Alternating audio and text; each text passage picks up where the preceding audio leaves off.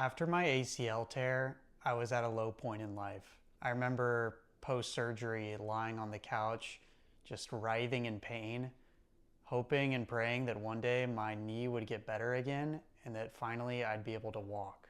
When I could, I began searching online for answers on how to heal my body. Up until this point, I had a decent physical background, having played sports, engaged in fitness and yoga, but none of these perspectives alone really gave me the tools to understand my body. The fitness world seemed to offer some solutions, but I felt completely overwhelmed with just the sheer amount of information and navigating an endless amount of potential workouts. Finally, a few voices began to stand out. I discovered the knees over toes guy and began working with some of his ideas to help heal my knee. But deep down, I knew this wasn't just about my knee. I wanted to learn something much, much deeper.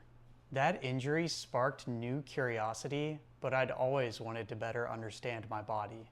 As a short, skinny kid growing up playing sports, that competitiveness always drove my self-development. But more recently, things had shifted. That desire evolved, and I wanted to better understand the connection between body and mind. I had just done a hike across the country and also participated in various meditation retreats, and I was beginning to put some pieces together and see the shared consciousness between these two elements and how both the mind and the body continue to influence our every waking moment. So whether it was this injury or just a continued curiosity in the mind and body, I was primed for one video to just completely change my perspective. In 2018, a friend of mine showed me this video about a man named Ido Portal. The way Ido spoke about our modern culture and how he had so many things backwards just completely captivated me. Ideas like how we had lost our ability to engage in a resting squat versus sitting in a chair all day. Just ideas like this were beginning to completely change my perspective on lifestyle and how to live. And just watching the guy move, it was so fluid and effortless that I just couldn't stop staring at the screen and being in awe of what I was seeing. After we watched this documentary, my friend and I spent the rest of the day just playing outside, attempting to replicate Ido's every move, whether it was crawling on the ground like a lizard or an ape, or just slithering on the ground. We tried everything. And what I noticed was a lot of these patterns were much more difficult than they originally seemed. And so I was hooked, and I just wanted to learn more and more. So I looked up Ido Online, and at the time he had just gotten done coaching Conor McGregor. You know, access to Ido was going to be just completely out of my budget. He was getting quite famous, and in addition to that, my priorities were elsewhere. I was finishing up writing my first memoir and keeping a podcast and actually getting ready to travel across the world to Nepal. So I think what happened was my mind shelved this idea and this whole concept of movement until another day. In 2019, I returned home and found myself back to where I was. I was in the same old space, but wanting something new to emerge. I was wondering which direction I should go next.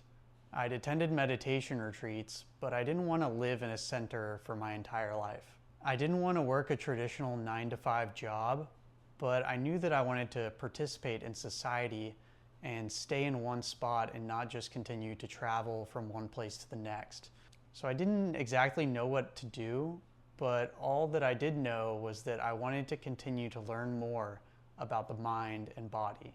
One day on Instagram, I stumbled across a man named Brian Johnson. And no, this isn't the Liver King or the Don't Die vampiristic type man. No, this was a different Brian Johnson. Upon reading his Instagram posts, I just, again, felt very captivated in what he was saying. He spoke about movement in a very philosophical way, and I just resonated with a lot of his perspectives and ideas around physicality. It wasn't long after that that I realized that Brian was actually a student of Ido, and Brian's movement studio was 5 minutes from my parents' house, which then I was living at. So the whole thing was just a complete, it seemed beyond coincidence, and I knew that I had to take the next step. So even though I knew this place existed, it took me like a full month to just step foot through the door, because I was looking on social media and just seeing how skilled and strong all these people were in this movement studio. And so I was very nervous to go in. But finally I just decided, okay, I've got nothing to lose. I need to make this leap. And I might look stupid and weak at first, but I know that over time I could begin to learn and develop myself. 5 years later, I'm still there and still just learning more and more about the mind and the body. Over the years, we've studied a wide range of movement modalities, anything from handstands to calisthenics to environmental work like parkour, to soft acrobatics and floor work like dance type perspectives. And it's just been an amazing experience. My body feels stronger than ever, but the real gift, I think, is something greater. I feel like I finally have at least begun to answer the original question that I came into this practice with, which was, I feel like I better understand my body. I've learned how to work with and heal from injury should it arise. I've learned how to build an adaptive and a resilient body, a body that responds and adapts to the demands of the moment and can become conditioned to any direction of my choosing. I've also been given the ability to see the landscape of movement and physicality more clearly. I feel like I can better discern for myself what is useful and what is non-useful content. I no longer get lost in clickbait exercises or the newest tutorial of the day to instantly get your middle splits in a week. Something that I might have fallen for early on when I first got into this practice. These were the exact types of videos that I was watching and looking to these teachers. And I just, I feel very grateful that, I've found this perspective. The mystery of the body and mind still remains, but thanks to these frameworks, concepts, and principles that I've been given, it just feels like I better understand and can see more clearly the landscape of possibilities that exists within the physical world. More importantly, movement gave me a process, a teacher, and a community. A process being something that I follow, a program that teaches me about myself, a teacher that can guide me and see things that I might not be able to see in myself, and then a community of amazing people who are each walking their own path as individuals, and we're doing that together. The practice has become one of my favorite tools to better understand the inner workings of my own body and mind. It's a tool for self-reflection, for self-discovery, and for self-observation. It's been an amazing journey so far, and it's something I look forward to each day. There's no one right way to move.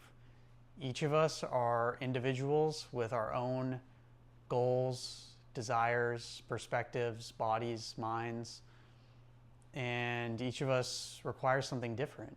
But we have to start somewhere. So what better place than here, and what better time than now? If you want to get started with a movement practice, be it healing yourself, observing yourself, or just becoming stronger, more adaptable, more flexible, more coordinated, feel free to reach out to me. My info will be in the description of this video. I hope this was an inspiring and useful video for you. That was the intent, to share my story, and I hope that it inspires you. If you enjoyed it, please leave a comment. I always enjoy reading those, and let me know what you think about this format. You can always find more, not only on this channel, but on my blog, thinkingwithdavid.com. So go to that and check that out and let me know what you think. Thank you very much, and I look forward to connecting with you. Cheers.